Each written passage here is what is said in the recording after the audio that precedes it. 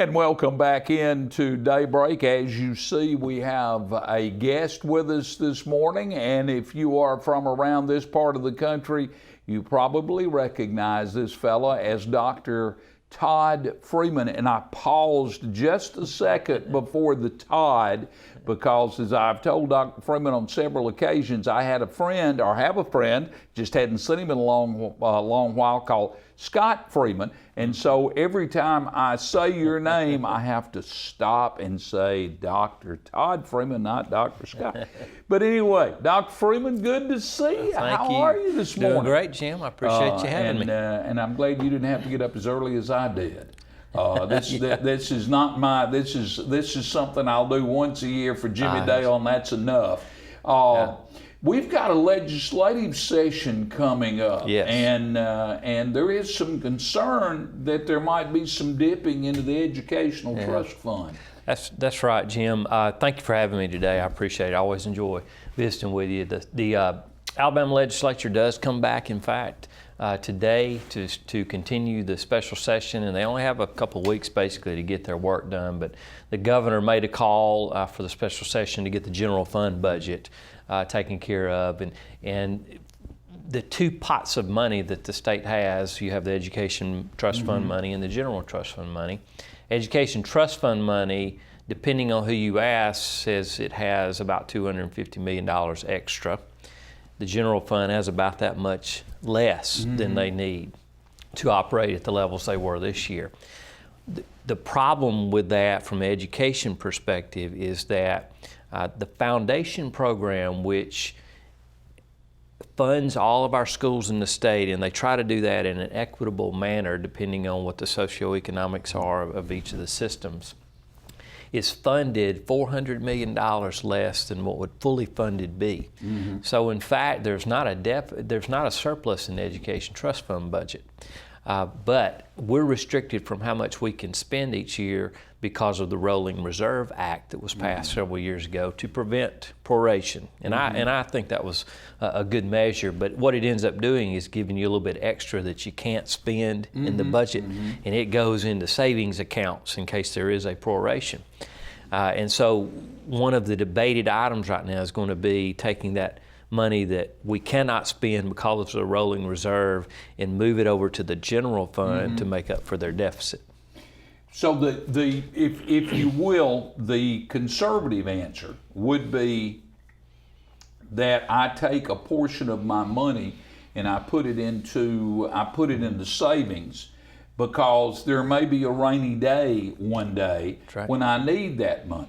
And the quick and dirty, I want what I want when I want it, and what I want is right now answer is, let's act like there's extra money there, and to me it sounds a lot like the so-called Social Security Trust Fund, which does not exist anymore. There is no Social Security Trust Fund because that was molded in by the federal government, was rolled into the federal budget, and it's just whatever is the current revenue is what goes into Social Security. There is no trust fund anymore. And are we looking at something like that happening once we start dipping into the educational trust fund? Is that the fear among educators? It is, and now the two funds exist and have for many years, and there's conversation amongst some legislators, I don't know how popular this one is to combine the budgets like you would do in your home, and I understand that perspective as well. But in order for education to be fully funded, if you start pulling from the trust fund, which has a more progressive amount of taxes than the general fund does, then you're going to start depleting some of the equitable education opportunities for students. That's the bottom line, because transportation is an example, school nurses, things like that are critical to the operation of the school aren't fully funded by the state. So I have to pick that up from local revenues. And so the extra money that's going to be debated, I think this week, the question is that considered excess or not? We don't think it is, because the Rolling Reserve Act doesn't let us spend it. Right. The Education Trust Fund, we believe that the education dollars, those extra that you're going to hear talked about, should be put in a budget stabilization fund in addition to the rainy day fund that would allow us to spend it on capital improvements or technology, whatever some of the needs are. The other side of the debate is going to be we need to take that and balance the general fund. I think the obvious thing is our general fund budget has been in trouble for many years. Yes. And I'm not an expert on it, but I do know this, that these short-term fixes, you eventually don't have short-term fixes. There has to be some kind of long-term commitment and change to make that fund more solvent. And pulling it from Education Trust Fund is not the answer to do that. Borrowing from Peter to pay Paul is the old expression. That's right. For that. So, and let's go back and let's talk about why there are two separate funds. It goes back to the days when Alabama's education system was considered one of the poorest, and I don't mean poorest dollar-wise, but that's true too. But one of the least well thought of, shall we say, in America. That's not true anymore, is it? I do not believe it is. The Education Trust Fund that we have, it's built around what I call the foundation program that was established in 1995, the one we have now. It's not perfect, but it does at least look at all of the situations across the state, which systems are more affluent than others, and tries to bring some balance. You can't completely balance a black belt county where it's very rural and not a lot of economic development with a suburban area in Birmingham, but the foundation program attempts to do that. When you start pulling funds away from like that, you already have systems that aren't fully funded and they don't have local revenue to help offset the cost. You're just pulling more away from them. And to me, it's a question of equitable opportunity for students. And statewide, that's what will happen. You'll begin to deplete more of those opportunities for all of our kids. And of course, the main objective here is to make sure that we continue to grow and improve our education system here in the state of Alabama. We've done that. We're no longer down there where we once were. Our schools are better and better and better. Let's talk about a couple of other things. Of course, folks, call your legislator if you're concerned about that. Call your legislator and let him know, Ron Johnson, whoever your legislator might be, let them know how you feel about that. Let's talk about a couple of things. School about to start. It is. And you've got teachers coming in this morning. We do. Our teachers start up this morning, and they'll be in 3 days of professional development and planning and getting ready for the new school year, and then the students come on Thursday. Wow. So it is on us fast. It's on us. Yeah, and we have an exciting week this week. Our state superintendent, Dr. Tommy Bice, will be joining our faculty and staff members tomorrow, which is Tuesday morning, to deliver some opening comments. I'm really excited about that, kicking off the year in fine fashion. And of course, we're excited about having you back. Don't leave. We really like you around here.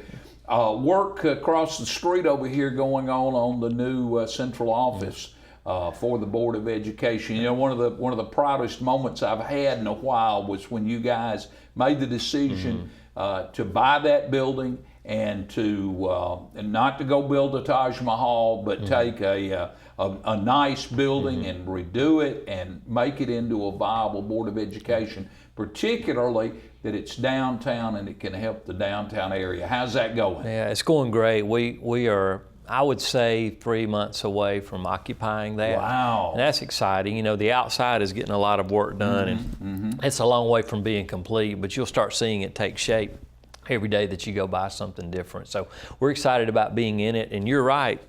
We can bring 21 additional people downtown every day that can visit our restaurants and go to some of the other retail areas. I think that's important, in addition to the traffic that will be coming to our office. So we felt like that was a good thing to do, to be good community partners. And economic development is very important, and that's a way that we can assist in doing that. And we got a great building for a great price, so it really has benefited us. Yeah, that was first-class building when they built it. Absolutely. And it is a first-class building now.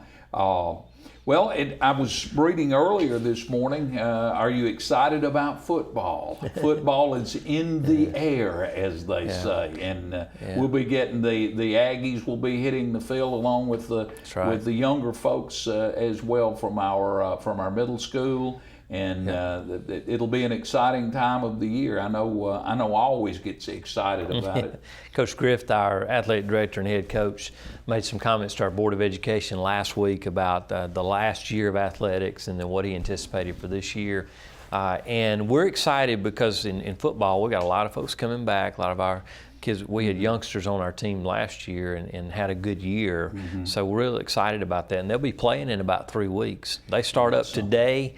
But they've in fact been working out 2 or 3 times a week, since off summer. So this won't be anything new for them. When are we going to start seeing the changes down at good old Legion Stadium? We are, this month we'll be bidding a project where we'll put in a parking lot on the north side of the stadium, add about 55 spots, and then we'll add lights to the soccer field that's behind the stadium and also a scoreboard there. Then in the fall, later in the fall, we'll look to be putting our visitor side concession stand building, which also is a press box and dressing room area for our visitors. That'll be going on. The real work on the home side in the field is all going to begin to take place when football season's over. And we hope that's December. We hope we play a long time. Yeah, absolutely. So we'll be ready to go when it's finished up. And that's going to take us into about this time next year. Wow. And we would want to have the stadium ready to go for the 2016 season. And it's going to be a new look and a new, and for the first time, there will be room. I don't know, folks, old broadcaster that I am, I have spent many hours up there in that too small press box at Legion Stadium in Sylacauga, and now there will be a visitors press box, which will empty out some of that'll probably get the visitors coaches on that side and their film crew or their video crew, and is going to open up a whole lot of area there in the press box. That's something we have needed for a long time here. This is. I'm looking forward to seeing Legion Stadium, that great old lady. Birmingham's Legion Field. It's always a bit confusing. Legion Field in Birmingham, Legion Stadium in Sylacauga. But it's great to see the old lady getting a restoration here. It is, and when you ride through Sylacauga and you look on one side and see the renovated high school, then you look on the other side and see the stadium, I think it speaks very well to the support of our community for all of the efforts to educate our students. Dr. Todd Freeman, our guest this morning. Thank you, Dr. Freeman, for being with us today. We've